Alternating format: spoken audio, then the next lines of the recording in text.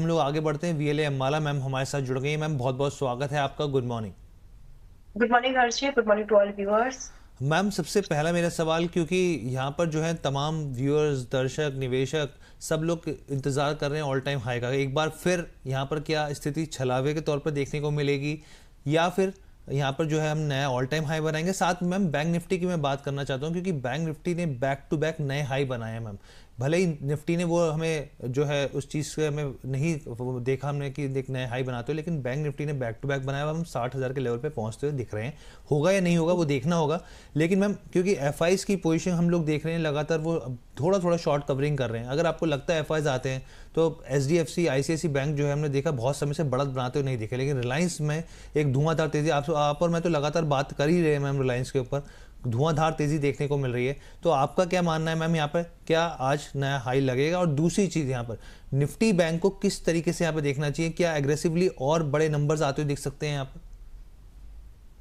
Yes, Nifty bank में पहले नए हाई की बात करते हैं। जी रिलायंस, जैसे पहले ही आप लोग आपने बता दिया, रिलायंस इंजन का काम कर रहा था और अभी भी रिलायंस अभी थमा जैसा नहीं लग रहा है। एग्जॉस्ट हो गया है, यस, लेकिन लोगों को उसमें इन्वेस्टिंग दिख रही है और रिलायंस से अभी फिलहाल इसको लेकर के चल रहा है। तो क्योंकि हम बहुत ज्यादा दूर नहीं है, अभी भी हमारे पास 80 पॉइंट लगभग हम दूर है और 2 सेशन और है, तो चांसेस तो है। मतलब मैं बार बार यही बोल रही हूँ कि नवंबर में अब वॉलेटिलिटी ज्यादा, लेकिन चांसेस तो है कि आज एक बार हो सकता है, आज या कल में हम नया हाई एक बार टच कर दे। तो चांसेस है, चांसेस खत्म नहीं हुए हैं, क्योंकि जो बैंकिंग का सपोर्ट है, जब प्राइवेट बैंक PSU ने बहुत अच्छा सपोर्ट दे रहे हैं, इतना ओवरबॉट होकर भी गिर ही नहीं रहा, लेकिन प्राइवेट बैंक्स का सपोर्ट भी अभी हमें थोड़ा थोड़ा इस सेक्टर में मिलने लगा है हमारी निफ्टी बैंक में। तो यहाँ पर जो है सस्टेनेबिलिटी थोड़ी सी मुझे और दिख रही है। यानी मुझे, अगर मैं एक स्पेसिफिक नंबर की बात करूं कि बैंक निफ्टी में क्या हम क्या एक्सपेक्ट करें, तो कल ऑलरेडी 59,500 का लेवल पार हुआ था एक बार। अब वापस से जो हम देख रहे हैं कि एक बार अगर रिलायंस की मैं बात करना चाहती हूँ पहले, अगर रिलायंस आज भी सस्टेन रहा तो हो सकता है कि हम निफ्टी में भी नया हाई और बैंक निफ्टी में भी नए हाई को देखेंगे। बट क्लोजिंग अबव 26,200 इस मंथ में होगी, ये थोड़ा सा डाउट है। जी। मैम एक अंग्रेजी में कहावत है कि monkey even the monkey makes money in the bull market ma'am. तो वो, अगर आपका क्या मानना है कि अगर हम लोग नए हाई बनाते हैं, क्योंकि नए हाई बनाने के बाद बहुत सारे एक्सपर्ट का ये भी मानना है कि 300 के लेवल, 26,300 के लेवल जैसे ही आएंगे तो बाजार एक नई रैली की तरफ शुरुआत होगी। क्या वो स्थिति, वो दौर लौटता हुआ देखने को मिल सकता है कि जब जहाँ हाथ डालते थे तो जो जिस मर्जी स्टॉक में डाला, हालांकि उस पर तो थोड़ा रिसर्च होता है, लेकिन कुछ स्टॉक्स को चुना आपने, जहाँ देखिए वहाँ बेहतर रिटर्न देखने को मिल सकता है, वो स्थिति देखने को नहीं मिली। तो वो स्थिति आ सकती है क्या? क्योंकि पोर्टफोलियो जो देखिए, है बहुत सारे निवेशकों के अच्छे रिटर्न दे नहीं रहे मैम। वो क्योंकि ये जो रैली है ये लार्ज कैप में भी जी मैम। स्पेसिफिकली रिलायंस और HDFC की है। जी अब हम पिछली बार बात ही कर रहे थे ना बार बार की एडवांस डिक्लाइन जब देखेंगे, पोर्टफोलियो पिटे हुए हैं अभी भी। ये क्यों चल रहा है? क्योंकि रिलायंस चल रहा है, रिलायंस इंडेक्स लेवल पर अच्छा परफॉर्म कर रहा है, तो उसकी वजह से इंडेक्स में हमको हाईज दिख रहे हैं। अब बात ये है कि क्या हमारे पोर्टफोलियोज भी वैसे वर्क करेंगे? अगर आपके पोर्टफोलियो में ऐसे स्टॉक्स है जो आज भी मार्केट ऑल टाइम हाई पर है, लेकिन आपके स्टॉक्स अभी ओवरबॉट कंडीशंस में है, या फिर आपने पहली पुरानी वाली बाइंग पे बैठे हैं, सिंपल वर्ड में अगर आपकी बाइंग बहुत महंगी है या फिर ओवर वैल्यूड स्टॉक्स में अगर आप हो, तो फिर वो वाली जो monkey makes money in the bull market वैसा नहीं होने वाला है। आपको स्टॉक सिलेक्शन तो जो बॉटम बाइंग इस मार्केट में जो स्टॉक नीचे की तरफ पड़े हैं, अभी चले नहीं है, उन पर अगर आप ध्यान दोगे तो आपको पैसा बच सकता है। जो ऑलरेडी ऑल टाइम हाई पर है वहां पे दिक्कत रहेगी, ये मेरा एक व्यू है। तो स्टॉक सिलेक्शन स्टिल मैटर्स। ठीक है मैम। तो मैम अभी कहाँ पर आपका व्यू है, कहाँ पे कौन से स्टॉक्स हैं जहाँ पे खरीदारी की जा सकती है, या फिर आप ऑप्शन या फ्यूचर को लेकर कुछ सलाह दे पाए हमारे दर्शकों को? देखिए, मैंने कुछ स्टॉक्स तो वैसे जी दिए हैं, लेकिन आज अगर एक और एडिशन करना हो अगर मुझे, तो मीडिया सेक्टर आप देखो। जैसे हम पहले बार बार मैं बोल रही थी कि अभी IT चलेगा, है ना, जी IT चलेगा, फिर IT चला, ऑटो की जी बात की थी, चला। अभी मुझे लग रहा है कि मीडिया में थोड़ा सा ध्यान ज्यादा रखेंगे, तो मीडिया में हमें एक अच्छी वैल्यूएशन ट्रेड के लायक मिल सकती है, बिकॉज आवर ऑब्जेक्टिव इज कि जिधर ज्यादा मूवमेंट बन सकता है वहां पर देखें। तो मीडिया को एक बार हम देख सकते हैं, मीडिया के जो भी स्टॉक्स है, जैसे जील हो गया, सन टीवी मैंने मेरे पास रखा है, तो आप सन टीवी मत लेना, Sun is in my portfolio. ठीक है। But overall as a sector, in down the line 1 month, मुझे मीडिया आज के डेट में media and IT still better लगते हैं। अच्छा, आपको मीडिया अच्छे लग रहे हैं, तो इसमें कुछ स्टॉक स्पेसिफिक एक्शन होता है तो मैम खरीदारी की जा सकती है? हाँ, आप इसमें खरीदारी कर सकते हैं, पूरा सर्विस इंडस्ट्री है, बहुत लिमिटेड एक्सपोज़र करें। मैंने ज़ील का नाम लिया है, तो टू बी स्पेसिफिक अगर ज़ील को देखें 97 के आसपास है, 95 से 98 की रेंज में इट्स अ बायबल। और इसमें कुछ ऐसा हो सकता है जैसे कि लास्ट मंथ में शेयर इंडिया में हुआ था। So similar thing I am seeing here, तो एक बार चाहे तो इसको नज़र में रख सकते हैं। Maintain a stop loss at 93, 95 से 97 की रेंज में बाइंग है, 93 is the stop loss. Expected target 105 से लेकर के 125 तक है, जो कि एक महीने का एक मूवमेंट नजरिया है। मैक्सिमम अगर कुछ भी होता है तो मैक्सिमम 2 महीने ही इसको देखना है, क्योंकि हम मूवमेंट को सेक्टर में देख रहे हैं, तो इसकी वजह से इस स्टॉक को हम ध्यान रख सकते हैं 1 से 2 महीने का मैक्स व्यू। ठीक है, 1 से 2 महीने का मैक्स लुक। और स्वप्न पांडे जी से अच्छा लगातार व्यूअर्स के सवाल आ रहे हैं, लेकिन इनसे खास तौर पे मेरी गुजारिश है सर, पिछले कई दिनों से एक ही स्टॉक पर आप अटके पड़े हैं, दूसरे भी बहुत सारे स्टॉक हैं उषा मार्टिन के अलावा। देखिए जरा पोर्टफोलियो को खंगालिए, कोई और कंसर्न्स हो तो बताइए प्लीज मैम। लेकिन स्टड जी एंड एक और है जी ल्यूपिन। ल्यूपिन अभी ल्यूपिन। मैंने पिछले हफ्ते भी दिया था, अभी उसका टारगेट हुआ नहीं है, तो इसमें स्टिल पोटेंशियल है। मेरे ख्याल से हम इसको 2 महीने से हम इसमें की रिजल्ट्स भी अच्छे आए हैं, सब कुछ ठीक है, तो यहाँ से एक अपसाइड की मूवमेंट बनने की बहुत तैयारी लग रही है। अभी भी पिछले सेशन में इट क्लोज्ड है 2071 के पास में, 2071 पर क्लोज हुआ आसानी से। 2140 का एक पहला टारगेट और लगभग 2250 का एक दूसरा टारगेट हमको 1 से 3 हफ्ते के अंदर में मिल सकता है। वेरिएंट जो रिस्क है ना वो बहुत ही छोटा सा है। आप स्टॉप लॉस अगर यहाँ पर 1990 का भी लगा लेंगे तो चल जाएगा। छोटा स्टॉप लॉस है, पॉसिबिलिटीज एंड प्रोबेबिलिटी ज्यादा लग रही है। ठीक है मैम। अब मैम हम लोग स्टड एसेसरीज की बात कर लेते हैं, क्योंकि आईपीओ को लेकर तो हम लोग लगातार आपके साथ चर्चा करते ही रहते हैं। लिस्टिंग के बाद पहली बार इसके रिजल्ट्स आते हुए दिखे हैं यहाँ पे। नेट प्रॉफिट कंपनी का जो है वो 17.9% यहाँ पे बढ़कर करीब यहाँ पे 17 करोड़ के आसपास से बढ़कर 20 करोड़ के आसपास, 20.5 करोड़ के आसपास हो गए, यानी कि करीब 18% का जंप जो है नेट प्रॉफिट में देखने को मिला है। रेवेन्यू की बात करें 6.5% ये बढ़ा है और करीब 154 करोड़ पर आ गया है यहाँ पर, बल्कि उससे ज़्यादा ही कहें हम लोग तो। अगर कामकाजी मुनाफे की बात करें, एबिटा की बात करें, तो इसमें 12% की बढ़त बनाते हुए दिखा है यहाँ पे। मार्जिन्स की बात करें तो इसमें 90 बेसिस पॉइंट ये बढ़कर करीब मैम 19.3% पर आ गया है। लेकिन इसमें एक और इम्पॉर्टेंट चीज़ है जो दर्शकों के साथ साझा करनी चाहिए यहाँ पे, कंपनी ने डीकैथलॉन के साथ यहाँ पे एक टाई अप किया है, ऑनबोर्ड किया है यहाँ पर, और ये जो है वो भारत के लिए बाइसिकल हेलमेट और उससे जुड़े जो प्रोडक्ट्स हैं वो सप्लाई करेगी। नए मॉडल्स में यहाँ पे निवेश जो है वो जारी होगा और Q4 में आखिर तक कमर्शियल प्रोडक्ट्स भी शुरू होने की उम्मीद है। मैम स्टड्स एसेसरीज को लेकर हम लोगों ने आपके साथ चर्चा करी, अब नतीजे भी आ गए हैं मैम, आपकी क्या सलाह रहेगी, कैसे लग रहे हैं नतीजे और क्या करना चाहिए निवेशकों को? नतीजे एक न्यू रेंज कंपनी के, जो न्यूली लिस्टेड कंपनी है उसके हिसाब से बहुत पॉजिटिव है।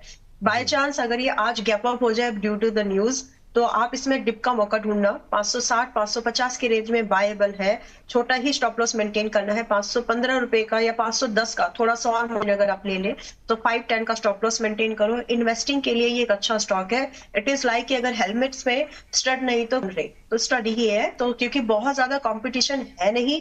पोजिशनिंग जब आईपीओ एनालाइज किया था तब भी डिस्कस किया था कि इसमें पोटेंशियल बिजनेस में इन्वेस्टिंग के हिसाब से बहुत है, तो ब्रांड पोजिशनिंग है और ये ग्रोथ कर सकता है। तो आप अगर इन्वेस्टर हैं और एक साल बातें कर रहे हैं ना, सिर्फ एक साल भी अगर आप इसको देते हैं तो ये एक अच्छा रिटर्न आपको दे सकता है।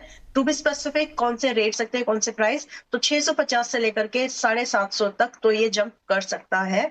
स्टॉप लॉस बहुत छोटा सा है, 510 का मेंटेन करो। ठीक है मैम। इसके अलावा हम कुछ दर्शकों के सवाल भी लेते हैं। यहाँ पे एक राकेश महाजन जी कह रहे हैं टाटा इन्वेस्टमेंट के जी 18 शेयर्स ले रखे इन्होंने 884 के भाव पर। कह रहे हैं कि मैम क्या सलाह रहेगी, क्या टारगेट्स हो सकते हैं यहाँ पर? टाटा इन्वेस्टमेंट अभी आप इनका कितने का बाइंग बताया इन्होंने? 884 के भाव पर, अभी जो है 769 के भाव पर जी। ओके देखिए अगर आप इसको होल्ड कर सकते हैं तो थोड़ा आपको ये पेशेंस चेक करेगा, होल्ड करके रखो फिलहाल। न्यू फ्रेश एडिशन तब तक इसमें आपको नए एडिशन करने की जरूरत नहीं है, यानी न्यू एवरेज मत करो, जैसा है ऐसे ही रहने दो, ये चलेगा। 650 के आसपास का स्टॉप लॉस मेंटेन करिए और आप इसमें एक्सपेक्ट कर सकते हैं कि आपको लगभग 900 से 1000 तक के टारगेट्स मिलेंगे। बहुत बड़े टारगेट है ये, लेकिन आपको इसमें समय लगेगा 3 क्वार्टर से लगभग 5 क्वार्टर्स का। ये चलेगा, अपने हिसाब से चलेगा। स्प्लिट्स हुए हैं, वॉल्यूम बढ़ी है, लिक्विडिटी इंक्रीज करने के लिए काम किया गया है, तो आप समझ सकते हैं कि इसमें ये मूवमेंट जो है होगा। सो टेक हैव पेशेंस, इसको चलने के लिए समय दो। इसको आप मोमेंटम ट्रेड की तरह ट्रेड मत करो। पिछली बार जब ये था 8000 पर जब ये स्प्लिट से पहले था 8,000 पर मैंने ही रेकमेंड किया था, लगभग 11,000 कुछ गया वहां से। तो अभी भी इसमें वो पोटेंशियल है, लोअर रेट्स पर आया है, वेट कर लीजिए, पेशेंस रखो, नो एवरेजिंग। और जो लोग और सुन रहे हैं वो लोग भी अभी फ्रेश बाय मत करना। कोई ऐसा समय आएगा जहां टाटा इन्वेस्टमेंट पे दोबारा फ्रेश एंट्री कहाँ पे कर सकते हैं मैं बता दूंगी, बट अभी नहीं। ठीक है मैम, यहाँ पर ये क्लैरिटी मैम की तरफ से दे दी गई है। आज जो है यहाँ पे बहुत सारे स्टॉक्स हैं जो मार्केट खुलने के बाद रिएक्ट करते हुए देखेंगे, उनमें से पेटीएम भी है। पेटीएम पेमेंट सर्विसेज को ऑपरेट करने वाली कंपनी 197 कम्युनिकेशन की तरफ से एक जानकारी निकल कर आई है। उनका साफ तौर पे कहना है कि रिजर्व बैंक ऑफ इंडिया की तरफ से उन्हें पेमेंट एग्रीगेटर के तौर पर काम करने के लिए लाइसेंस हासिल हो गया, उनको लाइसेंस मिल गया है। रिजर्व बैंक ने 26 नवंबर 2025 को यहाँ पर जो यानी कि कल मार्केट बंद होने के बाद यहाँ पर पूर्ण जो स्वामित्व वाली सब्सिडरी पेटीएम पेमेंट सर्विसेज है उसको पेमेंट एंड सेटलमेंट सिस्टम जो एक्ट 2007 है उसके तहत पेमेंट एग्रीगेटर के तौर पे काम करने का सर्टिफिकेट जो है ऑथराइज कर दिया है। मैम पेटीएम को लेकर वैसे ही इसके अच्छे दिन चल रहे हैं, यहाँ पे पिछले बैक टू बैक एक अच्छी तेज़ी देखने को मिल रही है। कहाँ ये 300 साढ़े 300 के भाव पर था और उसके बाद से क्या शानदार जो है ग्रिप बनाता चला गया है स्टॉक। मैम क्या करना चाहिए यहाँ पर? पेटीएम में बने रहो। मैं पेटीएम के साथ एक दर्द भरी कहानी मेरी खुद की शेयर करती हूँ। जी। मैंने पेटीएम बहुत ऊपर के भाव पर लिया था, अच्छे से लेवल के आसपास में एवरेज किया। आपको पता है मैंने इसको एग्जिट कहां पर किया था? किस भाव पर मैम? मतलब I would like to share this, मतलब जब मैं सक्सेस स्टोरी बताती हूँ तो मुझे ये भी बताना पड़ेगा सही है एक्चुअली। पेटीएम एग्जैक्टली जो इस मंथ का जो अभी रिसेंट मई का कि जून का जो लो बना था ना, मेरा एग्जिट वहां पर था। उसके बाद मैंने पेटीएम को दोबारा लेने की मेरी हिम्मत हुई क्योंकि मैंने अपनी गलती से सीखना चाहा था। मैंने जब पेटीएम में हाथ डाला था तो आई वाज लाइक मैं 1 साल के लिए होल्ड करूंगी, लेकिन बीच में रिजल्ट ये कुछ तो हुआ था, अभी एग्जैक्ट तो याद नहीं आ रहा है, जिसकी वजह से वो बहुत गिरा। तो लगभग 320 रुपए पर एग्जिट है मेरा पेटीएम में। और आज आप देख लो, ज्यादा समय नहीं हुआ है, 6 महीने का ही समय है, लगभग इसने 1200-1300 का भाव दिखाया। So this is my mistake which I made in this. So ये मुझे इसलिए एक्सप्लेन करना पड़ रहा है कि अगर कुछ स्टॉक्स आप किसी नजरिए से होल्ड कर रहे हो तो पैसा लगने के बाद फिर चाहे कुछ भी हो, आपको उस नजरिए को बना कर रखना चाहिए। अभी in fact what I am planning about Paytm ना, अभी मेरे पोर्टफोलियो में एज ऑफ नाउ नहीं है, बट ये जो मूव है इसने मुझे बहुत सताया। मतलब मैं इसको जब भी देखती हूँ मुझे याद आता है कि आपने गलती कर दी है, आपने गलती कर दी। ठीक है, मार्केट इज समथिंग जहां पर आपको ये एहसास हर बार होगा, बट दिस टाइम पेटीएम एक ऐसा स्टॉक बन रहा है, देखिए, जो कि मोनोपोलिक इंडस्ट्री में कदम, डुओपोलिक कह सकते हैं इसको, बहुत ज्यादा कंपटीशन नहीं है। तो अगर आपका नजरिया आज से 3-4 साल का है, इसको लेकर के छोड़ दीजिए। This is what I am expecting about this. In fact मैं मेरे बच्चे के पोर्टफोलियो में, मेरी बेटी के पोर्टफोलियो में कुछ मोनोपोलिक डुओपोलिक स्टॉक को एड इन करने चाहती हूँ, जिसमें कि एक पेटीएम भी होगा। सो दिस इज जस्ट मैं रियल एग्जाम, मैंने अपनी स्टोरी बताया क्योंकि ऐसा होता है। तो पोटेंशियल इसमें है, अगर डिप में मिले तो खरीदार ही बनना है, क्योंकि ये इनडायरेक्टली या प्रोपोर्शनेटली उससे जुड़ा है जो हमारी एक्सपेंडिचर जब हम करते हैं उसकी आदत से जुड़ा है, और गवर्नमेंट का फोकस है इस पर, तो ये ग्रो करेगा। मैम किस भाव पे आपने बेचा था, कौन सा भाव बता रहे हैं आप? 320 रुपए। 320? मतलब इट्स लाइक तो वही मैम उसका वहाँ पे लो तो था। आरबीआई की तरफ से मैम जो नियम आया था, इनका जो पेमेंट बैंक को लेकर जो लाइसेंस छीन लिए गए थे क्योंकि कई तरह की अनियमितताएं पाई गई थी, उसका Yes. असर देखने को मिला था, और जिसकी वजह से यहाँ पे जो है वो स्टॉक बहुत ज़बरदस्त क्रैश होता हुआ दिखा था। और कंपनी, अपने दर्शकों को मैं ये भी बता दूं कि Q1 में कंपनी, अगर आप FY25 के हिसाब से देखें तो वहाँ पे कंपनी प्रॉफिटेबल होती हुई दिखी थी। ये चीज़ भी आप ध्यान रखिएगा। अब हम लोग आगे बढ़ते हैं। यहाँ पे मैम एक सवाल मेरा GMDC के ऊपर भी है। मैम कल शेयरों में ज़बरदस्त धुआंधार तेज़ी देखने को मिली बहुत दिन बाद, क्योंकि जैसे ही सरकार की तरफ से कुछ ऐलान होता है ये स्टॉक भाग जाता है और उसके कुछ दिन बाद फिर भी ये वही कंसोलिडेशन के फेज में वापस आ जाता है। मैम तो मैं आपसे समझना चाह रहा था मैम कि कल तो हमने इसमें तेज़ी देखी और सरकार जो है इस सेक्टर के ऊपर खास तौर पे फोकस कर रही है। यहाँ पे केंद्र सरकार की तरफ से जो इंसेंटिव पैकेज है उसका ऐलान होता हुआ दिखा। रेयर अर्थ परमानेंट यहाँ पे जो मैग्नेट है उसके घरेलू उत्पादन को बढ़ावा देने के लिए सरकार ने करीब करीब यहाँ पे 7,300 करोड़ का यहाँ पे पैकेज का ऐलान किया है। मैम लक्ष्य बेसिकली यहाँ पर ये है कि rare earth magnet manufacturing ecosystem को विकसित किया जा सके। मैम क्योंकि चाइना ने हमें ना सिर्फ बल्कि पूरी दुनिया को झटका दिया। हम लोग सब जानते हैं किस तरीके से कहाँ का रेयर अर्थ का मेटल्स का इस्तेमाल किया जाता है यहाँ पे, और ऐसे में अब जो GMDC है वो उसने कंपनी ने कमर कसी है। माइनिंग को लेकर सरकार का पूरा फोकस है यहाँ पे रेयर अर्थ को लेकर। आपका क्या मानना है मैम, क्या इसमें एक लॉन्ग टर्म के नज़रिए से इन्वेस्टेड रहना चाहिए और शॉर्ट टर्म के हिसाब से भी यहाँ पे आपका क्या नज़रिया? क्योंकि इस पूरे प्रोसेस में मैम सोना BMW भी था और JSW भी था मैम, तो ये पूरा जो है यहाँ पे स्कीम को लेकर यहाँ पे GMDC, सोना, BMW और JSW भी है कंपनी। तो मैम आपका क्या मानना है इन तीनों कंपनियों पर कहाँ फोकस करने की जरूरत है और खासतौर पर GMDC को लेकर? जीएमटीसी देखिए अभी 528 रुपए पर है। अगर आप इसको कम से कम 3 क्वार्टर्स, मैं शॉर्ट टर्म की बात कर रही हूँ, 3 क्वार्टर्स, एक मिड टर्म मान लीजिए आप इसको, अगर आप इसको रख सकते हैं तो आप इसको आराम से 528 से 510 की रेंज में भी बाय कर सकते हैं। इनफैक्ट शॉर्ट टर्म ट्रेडिंग अगर स्विंग भी करना है तो stop loss in both the cases आपका बहुत छोटा सा है, 450 का स्टॉप लॉस है। अगेंस्ट दैट जो टारगेट की एक्सपेक्टेंसी हम रख सकते हैं वो स्टार्ट होते हैं 605 से लेकर के अप टू नए हाइज। तो इसमें पोटेंशियल है। देखिए पैसा वहां पर बनता है जहां पर गवर्नमेंट का फोकस हो। सीधी सी बात ये है। पेटीएम भी उसी कैटेगरी का एक स्टॉक निकल के आया, जीएमडीसी भी, यानी माइनिंग। जीएमडीसी स्टॉक स्पेसिफिक नहीं होते, माइनिंग की बात करते हैं। माइनिंग एक ऐसी इंडस्ट्री निकल करके आ रही है जिसपे गवर्नमेंट का फोकस है, because right now we are so much dependent for this so many other minerals. तो उस नजरिए से माइनिंग के जो स्टॉक्स है वो अच्छा परफॉर्म कर सकते हैं। अगर आप लीडर को चुनेंगे या फिर ऐसे 2-3 स्टॉक्स जो लीडर कैटेगरी में आते हैं तो वहां पर आप एक एवरेज रिटर्न डेफिनेटली एक्सपेक्ट कर सकते हैं। सो मुझे लगता है कि इस इंडस्ट्री पर भी ध्यान देना चाहिए। इट इज समथिंग जिसपे गवर्नमेंट का फोकस है, तो इस स्टॉक में भी बाइंग बनती है। या फिर आप कोई दूसरा स्टॉक अगर देख रहे हैं जो माइनिंग से रिलेटेड है, आप उन पर भी ध्यान दे सकते हैं। बिल्कुल मैम, और आपने बहुत इंपॉर्टेंट चीज़ कही कि जहाँ पे सरकार का फोकस है वहाँ होना चाहिए और नियमों के हिसाब से चलिए आप। जैसे अभी हम लोग पेटीएम की भी बात कर रहे थे, यहाँ पर आप आरबीआई की तरफ से जो भी अनियमितताएं पाई गई उसके बाद फिर आपने दुरुस्त की चीज़ें यहाँ पर, और उसके बाद आप ये देखिए क्या स्टॉक वापस रैली दिखाता हुआ दिखा। और खासतौर पर से डिफेंस स्टॉक्स भी हैं, बैक टू बैक कंपनी के ऑर्डर्स मिलते हैं, यहाँ पर स्ट्रेंथ देखने को मिलती है। बस एग्जीक्यूशन सही टाइम पे होता रहे, वो एक चीज़ का ज़रूर ध्यान रखिए। एक बड़ा कंसर्न वो पैदा हो जाता है यहाँ पे।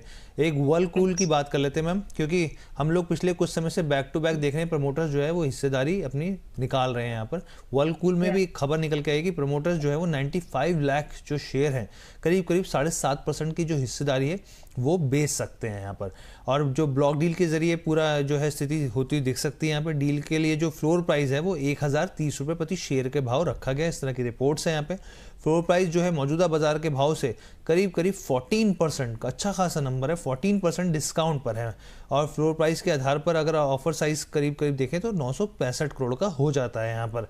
मैम क्या मानना है आपका वर्लकूल को लेकर? पिछले कुछ समय से प्रमोटर्स लगातार अपनी हिस्सेदारी को कम कर रहे हैं। यस, तो ऐसी कंपनी में खरीद कौन रहा है वो भी जरूर देख रहा है। तो यहाँ पर इस दौरान में इसमें होल्डिंग्स बढ़ी किसकी है, let me check once that please, कि इसमें शेयर होल्डिंग पैटर्न में बदलाव किसका आया। इसमें प्रमोटर्स भी घटे हैं, इसमें आपके फॉरेन इंस्टीट्यूशनल इन्वेस्टर्स भी घटे हैं, but as on date also 51% इनका प्रमोटर्स का है। तो यहाँ पे बढ़ा है सिर्फ अगर देखा जाए तो यहाँ कोई ऐसा चेंज नहीं है। यहाँ पर डीआईआई की इन्वेस्टमेंट जरूर बढ़ी है, लेकिन दो मेजर चीजें प्रमोटर्स एंड एफपीआई दोनों ने घटाए हैं। तो ये एक, हम इसको इस तरह से देख सकते हैं कि क्या कंपनी की वैल्यूएशन को वो कम समझ रहे हैं, ये एक पॉइंट है, या फिर उनको ऐसा लग रहा है कि एक स्ट्रेटेजिक गुड एग्जिट लिया जाए। तो मेरे हिसाब से एक स्ट्रेटेजिक गुड एग्जिट वो देख रहे हैं। और रही बात कि हम कहां पर इसमें बाय ले सकते हैं, तो अगर आपको वापस से वर्लपूल 1050 से 70 के भाव पर एनीवेज मिलता है तो ही खरीदे। फिलहाल के भाव पर हम इसको अवॉइड कर सकते हैं।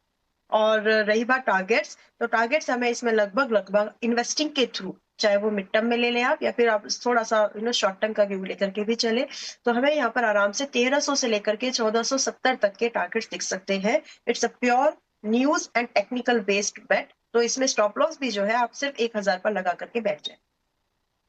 अपने दर्शकों को हम लोग बता दें कि जो प्रमोटर्स की हिस्सेदारी दिसंबर 2022 के आसपास थी 75% थी, अब घटते घटते 51% पर आके खड़ी हो गई है। तो ये चीज़ आप ध्यान रखिए। लेकिन एक और इम्पोर्टेंट खबर है, और विकास जी का बहुत हमारे जो, जी प्लीज बताइए। गिफ्ट निफ्टी दिखा रहा है कि 290 के ऊपर चल रहा है, मतलब सॉरी प्री मार्केट में दिख रहा है कि आज नया हाई हो जाएगा।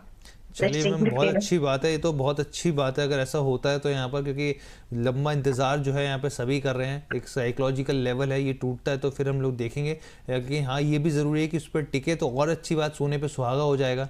अगर उस पर टिकता है, टिकना नहीं होगा तो वो चीज़ है।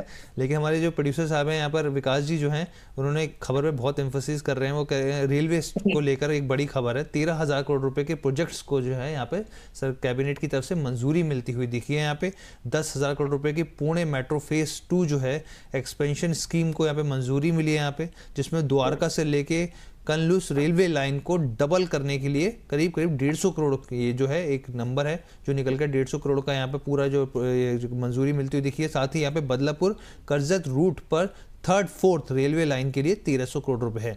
मैम, रेलवे स्टॉक्स में हमने देखा बहुत समय से यहाँ पे कुछ स्थिति पॉजिटिव देखने को नहीं मिली मैम। अगर हम लोग ओवरऑल, मैं कुछ रिपोर्ट्स भी पढ़ रहा था मैम कि कंपनी जो है अभी भी जिस हिसाब से कमाई करती है, जिस हिसाब से जो खर्चा होता है वो ज़्यादा होता है, कमाई होती है कम, तो वो स्थिति अभी भी लगातार इसमें बनी हुई है। हालांकि गवर्नमेंट की तरफ से एक के बाद एक बड़े फैसले लिए जा रहे हैं, अब यहाँ पे इसी दिशा में एक और बड़ा प्रोजेक्ट मिलता हुआ दिख रहा है। आपका क्या मानना है मैम, अगर ये इस तरह के प्रोजेक्ट्स हैं तो कहाँ फोकस करना चाहिए, किन स्टॉक्स पर? देखिए, रेलवे को कैच करना है तो आप आरबीएनएल देखो, आईआरसीटीसी देखो, ये दो मेजर लगते हैं। और तो यहाँ पर आपको बात बनते हुए दिख सकती है। दूसरा, आप टीटागढ़ भी देख सकते हैं वैसे तो फिलहाल के लिए। बट टू बी स्पेसिफिक, आज क्या खरीदे जैसा अगर क्वेश्चन है तो आज RBNL is looking much better, low risk better reward probability. तो आरबीएनएल पर 323 के पास में है, 320 से 325 it's a buyable range to me.